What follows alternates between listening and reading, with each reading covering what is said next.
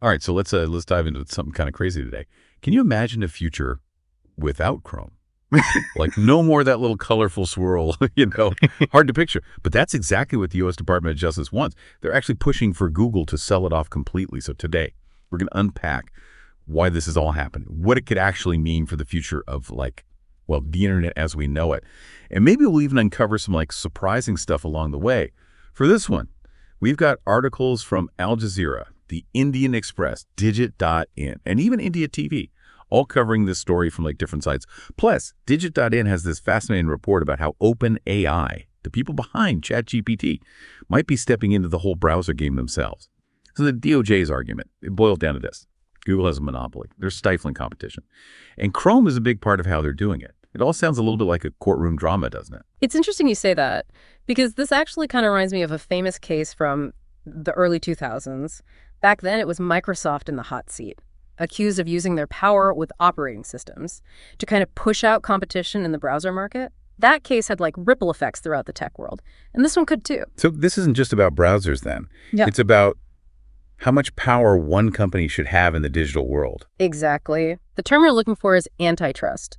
These laws are designed to prevent companies from getting so big that they basically stifle innovation or hurt customers. And the DOJ is arguing that Google's control over Chrome, it gives them this unfair advantage. And it is a pretty massive advantage when you look at the numbers. India TV reported that Chrome has something like 2/3 of the global browser market share. That's enormous. It is, and that's a key part of the DOJ's concern. They're saying that Chrome's dominance, it lets Google kind of call the shots with websites, advertisers, and even users. It creates what some people call an ecosystem, where everything revolves around Google's products and services. So what is the DOJ actually proposing here? What would forcing Google to sell Chrome even look like? Well, according to the Indian Express, the DOJ wants to hit Google with some pretty strict measures. First, they wouldn't be able to get back into the browser market for 5 years. Then they'd have to share all of their search data with competitors for free. And some reports even say that they might even have to sell Android. Hold on. Sell Android. That seems pretty extreme. Wouldn't that cause a ton of problems for users who rely on those phones and apps? That's one of Google's main arguments against these proposals. They're claiming that these actions could actually harm user privacy, reduce innovation, and even negatively impact funding for other browser developers, like Mozilla. So they're saying that breaking up Chrome might end up hurting the very people it's supposed to help. Precisely. It's a really complex situation with a lot of potential consequences, both positive and negative. And to make things even more complicated, there's this whole other thing with OpenAI possibly getting into the browser game. Digit.in had a report about OpenAI talking with companies like Condé Nast and Priceline to develop their own search product, and maybe even a browser powered by the same tech as ChatGPT. That's right.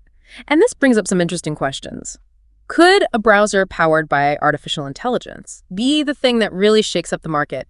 Could it offer something so innovative and different that people would actually switch from Chrome, even if they weren't forced to? I mean, imagine a browser that understands, natural language, anticipates what you need, maybe even generates content for you. Almost sounds too good to be true. But if anyone could pull it off, it might be OpenAI. It's definitely an interesting possibility. But even if OpenAI does launch a browser, dethroning Chrome would be a huge undertaking. Google has a massive user base, a tightly controlled ecosystem, and a history of innovation. So it's not like OpenAI could just show up with a shiny new browser and expect everyone to jump ship. Not exactly. They'd need to offer something truly compelling, something that goes beyond just the novelty of AI. It's like David going up against Goliath. A very apt comparison. But remember, even Goliath had a weak spot. Okay, I'm hooked. This is getting really interesting. We've got a potential browser war brewing, the DOJ breathing down Google's neck, and a whole lot of uncertainty about what's next for the internet. So what happens next? Well, that's where things get even more interesting, because on top of everything else, we have to factor in the upcoming change in administration. India TV mentioned that President-elect Trump has hinted that he might not be so keen on breaking up Google. Could this whole thing be a moot point? Depending on his stance. It's certainly possible. A change in administration could really throw a wrench in the DOJ's plans. But even if that happens, this whole situation has brought up some really important issues. Like what? Well, for one, it's really shown us the power that these big tech companies have. Google's influence is way bigger than just search and browsing. It affects how we get news, how we shop, how we talk to each other, even how we think. It's true. I find myself Googling things without even thinking about it. It's just automatic. Exactly. And that's why this case is so important. It makes us ask, how much control should one company have over such a huge and essential part of our lives? So even if the DOJ doesn't win and make Google sell Chrome, this whole thing could still change how tech companies do business. Absolutely. It sets a precedent. It tells everyone that antitrust issues are important again, and that these companies are being watched. It could even lead to new laws or regulations later on. Okay, so that's the big picture. Okay. But let's bring it back down to earth for a second. What does all this mean for, like, the average person who just wants to use the internet without needing to go to law school? That's a great question. And honestly, it's hard to say for sure, but one thing that could happen is that we might see more different kinds of browsers competing with each other. You mean if Google has to sell Chrome? Or even if they just have more people watching them and making rules, that could give other browsers a chance to get bigger. Exactly.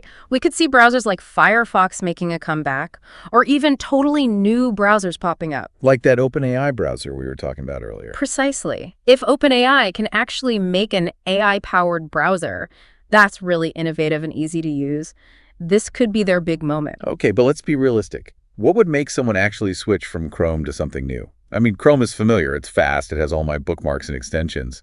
You've hit on the biggest challenge for any browser trying to compete with Chrome. Google has built this incredibly strong system, but that doesn't mean it can't be beaten. So what would a Chrome killer need to be like? What features would it have to have? Well, first of all, it would have to be super fast and reliable. People are used to how fast and smooth Chrome is, so anything slower or buggy would be a deal breaker. That makes sense. But speed isn't everything, is it? No, it's not. Another really important thing is privacy. People are more and more worried about Google collecting their data. So a browser that puts user privacy and data security first could be a big selling point. Especially with all the stuff about AI and data privacy these days. Exactly. A browser that can use the good parts of AI while still respecting user privacy would be a total game changer. So it's not just about having fancy AI features. It's about building trust with users too. Absolutely. Trust is the most important thing, especially now. Okay, so speed, privacy, trust. What about features? Features are definitely important, but instead of just adding a ton of bells and whistles, a good Chrome competitor would need to have features that actually make browsing better. Like what? Can you give me an example? Well, imagine a browser that could work smoothly with other apps and services, so you could share things more easily, work on projects with others, or just manage your online life more efficiently.